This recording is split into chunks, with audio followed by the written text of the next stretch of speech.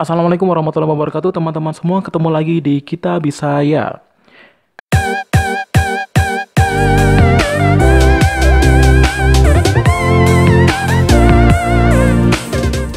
Baik teman-teman semua, kali ini kita akan membahas masih berkaitan dengan pendidikan ya. Jadi kita akan membahas tentang pedagogik untuk soal SKB CPNS dengan materi bahasa Indonesia untuk PGSD atau guru SD ya. Ini ada part 1. Jadi saya akan membuat menjadi 3 part. Silakan nanti setelah part 1 selesai, silakan Anda melihat juga untuk video yang part 2 dan juga part 3. Nanti saya akan kasih linknya juga ya di bawah ya, deskripsi. Oleh karena itu, buat kalian yang belum klik tombol subscribe, silahkan klik tombol subscribe-nya terlebih dahulu. Dan juga jangan lupa untuk klik tombol loncengnya, supaya nanti kalian tahu nih notifikasi video terbaru aku. Dan juga kalau kalian suka video ini, silahkan klik like-nya. Dan juga jangan lupa untuk share ke teman-teman kalian kalau memang video ini bermanfaat ya. Oke, langsung aja kita langsung masuk ke soal yang pertama. Soal nomor 1, berikut ini adalah karakteristik anak usia SD dari segi psikomotorik, yaitu apa? A. Anak sudah dapat memakai pakaian dengan rapi. B. Anak dapat menciptakan suatu bentuk atau benda dengan menggunakan alat. C. Anak sudah mulai memahami beberapa konsep abstrak seperti menghitung tanpa menggunakan benda. Atau yang D. Anak menunjukkan kepedulian terhadap orang lain. Ya, jawabannya adalah yang B ya, psikomotorik. Jadi di sini adalah anak dapat menciptakan suatu bentuk atau benda dengan menggunakan alat. Nah, sekarang kita simak pembahasannya. Jadi perkembangan bahasa anak usia SD itu dapat dilihat dari beberapa segi ya. Yang pertama adalah psikomotorik. Yang pertama adalah mental ya. Mental di sini, mental itu maksud contoh anak mulai menunjukkan tenggang rasa dan penghargaan terhadap teman. Anak juga menunjukkan kepedulian terhadap orang lain ya. Itu berarti mental.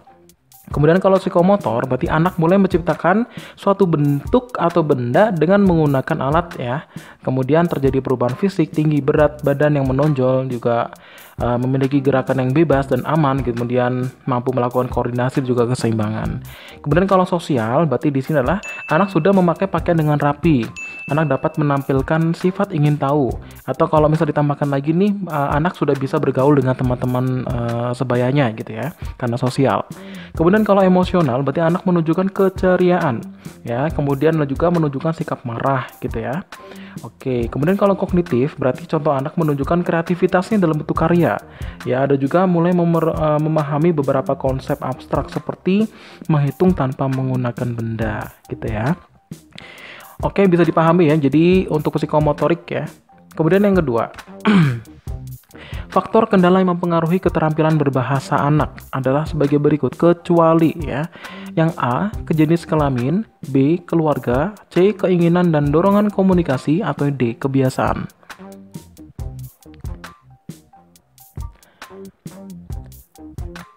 Ya, jawabannya adalah yang D ya, kebiasaan. Kenapa? Karena di sini kecuali.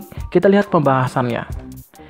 Kayak yang pertama, ada beberapa hal yang mempengaruhi faktor berbicara pada anak. Yang pertama adalah kesehatan. Ya, kenapa kesehatan? Karena di sini anak yang lebih sehat itu cepat lebih belajar berbicara lebih cepat dibandingkan dengan anak yang kurang sehat, itu jelas. Kemudian kecerdasan. Anak memiliki kecerdasan tinggi, berarti dia tuh lebih cepat berbicaranya daripada orang yang kecerdasannya lebih rendah. Kemudian jenis kelamin juga berpengaruh, karena anak perempuan itu lebih berpengaruh dalam belajar bahasa ya daripada anak laki-laki ya.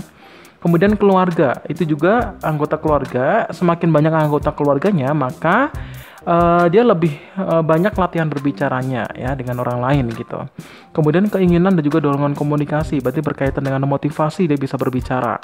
Kemudian kepribadian anak itu sendiri, berarti dia itu lebih menyesuaikan diri dengan baik dan juga memiliki kepribadian yang baik, cenderung memiliki kemampuan berbicara dan juga berbahasa lebih baik daripada anak yang mengalami masalah dalam penyesuaian.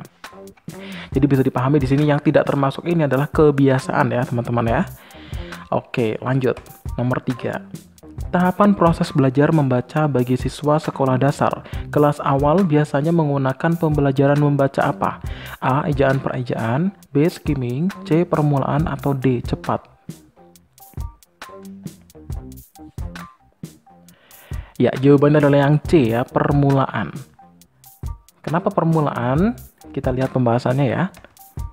Jadi, sesuai dengan kurikulum pada kelas rendah, yaitu kelas 1 dan 2, menggunakan pembelajaran pembaca permulaan, di mana tingkatan proses pembelajaran membaca ini itu untuk menguasai sistem tulisan sebagai representasi visual bahasa, seperti itu. Karena ini kelas rendah masih ya. Oke, bisa dipahami ya. Kita lanjut nomor 4. Dalam pembelajaran membantu permulaan, ada beberapa metode yang dapat digunakan, kecuali apa? A. Metode kupas rangkai suku kata, B. Metode global, C. Metode SAS, atau D. Metode eja.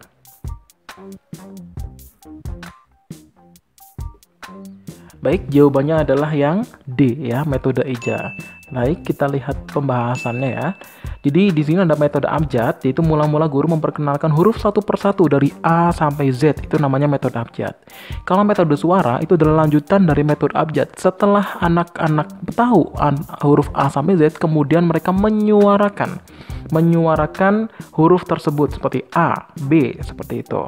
Kemudian kalau yang ketiga adalah kupas rangkai suku kata, berarti berbeda dengan metode abjad di atas. Jadi metode kupas rangkai suku kata ini dimulai dengan pengenalan kata terlebih dahulu. Contohnya kata mama ya. Jadi nanti kita perlu juga menjelaskan arti kata itu mama itu apa. Jadi mereka akan mendapatkan makna yang dapat dipelajari gitu ya. Oke, kemudian ada metode cerita. Maksudnya metode cerita itu berarti dalam mengajarkan dan juga membaca permulaan diawali dengan menghafalkan cerita atau sebuah puisi gitu ya.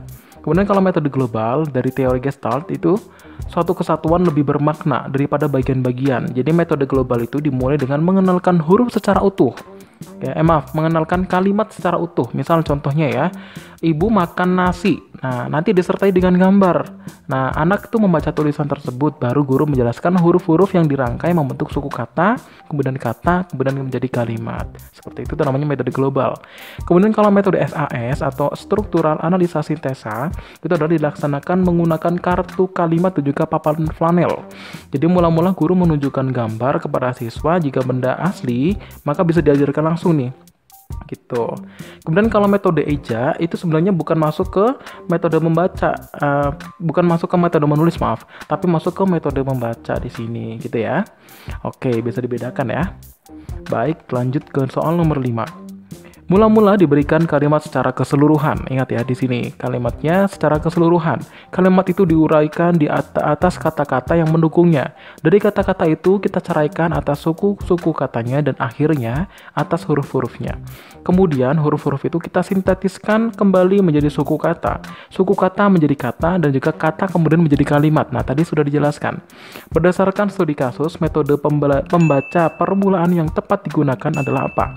A. Metode alfabet, B. Metode suku kata, C. Metode SAS, atau D. Metode global. Ya, ini sudah tadi dijelaskan bahwa ini jawabannya adalah yang D ya, metode global. Jadi kita ulang lagi, metode global itu adalah menurut teori Gestalt di sini langsung aja, suatu kesatuan lebih bermakna daripada bagian-bagian. Nah, yang lebih penting, metode global dimulai dengan mengenalkan kalimat utuh. Nah, di sini nih. Jadi menjelaskan huruf-huruf yang dirangkai membentuk suku kata, kemudian kalimat. Begitu. Bisa dipahami ya. Oke, lanjut nomor 6. Pendekatan menekankan keterpaduan 4 aspek keterampilan berbahasa, yaitu menyimak, berbicara, membaca, dan juga menulis. Dalam pembelajaran adalah salah satu pendekatan yang disarankan. Dalam pembelajaran menulis, dalam melaporkan suatu pengamatan yang disebut dengan apa? A. Pendekatan komunikatif, B. Pendekatan integratif, C. Pendekatan keterampilan proses, atau D. Pendekatan tematis. Ya, jawabannya adalah yang C ya, pendekatan keterampilan proses. Kenapa seperti itu? Mari kita simak pembahasannya. Jadi di sini ada pendekatan komunikatif itu tampak pada butir pembelajaran. Contohnya, mendeskripsikan suatu benda, menulis surat, kemudian membuat iklan ya.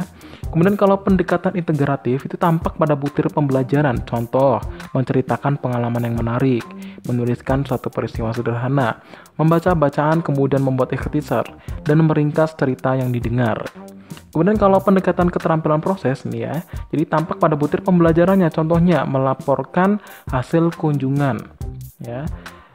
Kemudian menyusun laporan, membuat iklan, Kemudian ada juga menyusun kalimat acak menjadi paragraf yang padu gitu ya. Kemudian kalau pendekatan tematis itu berarti ini sama-sama pada butir pembelajaran semua sebenarnya, tapi prakteknya berbeda semua ya di sini. Kalau pendekatan tematis itu adalah contohnya menulis pengalaman dalam bentuk puisi, kemudian menyusun naskah sambutan dan lain-lain gitu. Oke, bisa diterima ya.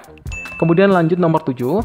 Teknik menulis cerita terdiri atas hal-hal berikut, kecuali A. Menjawab pertanyaan, B. Membuat kalimat, C. Substitusi, atau D. Persuasi. Ya, jawabannya adalah yang D ya. Jadi pembahasannya adalah teknik menyusun cerita itu dapat dilakukan dengan cara A. Menjawab pertanyaan tuh ya. Kemudian kalau yang selanjutnya adalah melengkapi kalimat, kemudian memperbaiki susunan kalimat, kemudian memperluas kalimat, kemudian melakukan substitusi, kemudian melakukan transformasi, kemudian baru membuat kalimatnya ya. Jadi yang di sini itu kecuali, berarti jawabannya persuasi ya. Oke, lanjut nomor 8 ya. Model pembelajaran menulis cerita atau cerpen di SD meliputi hal-hal berikut, kecuali A. Menceritakan gambar, B. Melanjutkan cerita, C. Menceritakan pengalaman, atau D. Mendeskripsikan cerita. Ingat ya, kecuali ya. Ya, jawabannya adalah yang D ya, mendeskripsikan cerita. Karena model pembelajaran menulis atau cerita cerpen itu dengan cara yang pertama adalah menceritakan gambar gitu ya. Kemudian melanjutkan cerita lain, kemudian menceritakan mimpi, kemudian menceritakan pengalaman. Ya, kemudian menceritakan cita-cita. Jadi intinya adalah lebih ke menceritakan gitu, bukan mendeskripsikan. Berbeda ya antara menceritakan dengan mendeskripsikan ya. Baik, lanjut ya nomor 9. Metode dengan memulai pengajaran membaca dan menulis permulaan dengan membaca kalimat secara utuh yang ada di bawah gambar, menguraikan kalimat dengan kata-kata, menguraikan kata-kata menjadi suku kata, disebut dengan metode apa? Ya, jawabannya adalah yang C ya. Ini metode global lagi yang keluar. Maaf ya, ini kebanyakan soal global ya. Jadi di sini sudah dijelaskan pada pembahasan sebelumnya sebenarnya. Jadi ini metode, sebentar langsung aja ke metode global nih ya. Nah, metode global lah memulai pengajaran membaca dan menulis permulaan dengan membaca kalimat secara utuh yang ada di bawah gambar ya. Menguraikan kalimat dengan kata-kata dan menguraikan kata-kata menjadi suku kata. Itu adalah metode global ya. Ini udah 3 soal ini metode global. Tapi nggak apa-apa ya. Oke, langsung nomor 10. Suatu pembelajaran menulis permulaan yang didasarkan atas pendekatan cerita, yakni cara memulai mengajar menulis dengan menampilkan cerita yang diambil dari dialog siswa dan guru atau siswa dengan siswa, disebut dengan metode apa? A. Metode eja, B. Metode kata lembaga, C. Metode global, atau D. Metode SAS. Ya, jawabannya adalah yang D ya, metode SAS. Nah, ini metode SAS, mari kita lihat pembahasannya.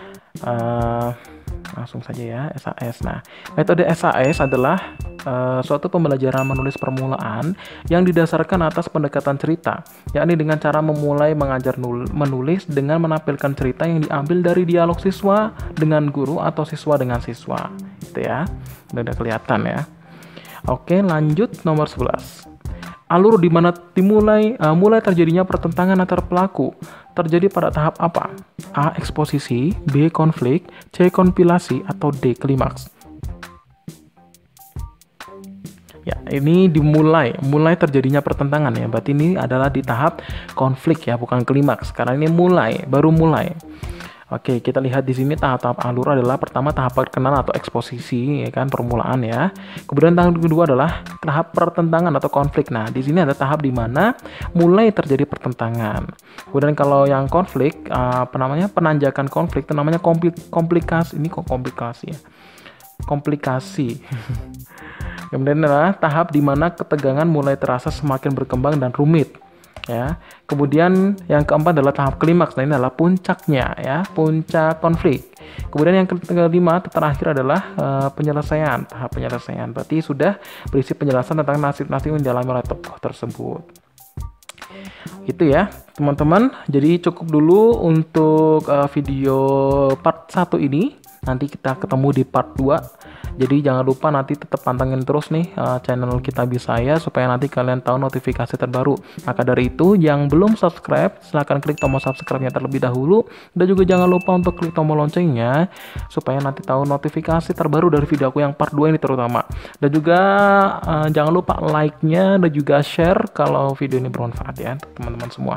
Terima kasih, ketemu lagi di part 2. Assalamualaikum.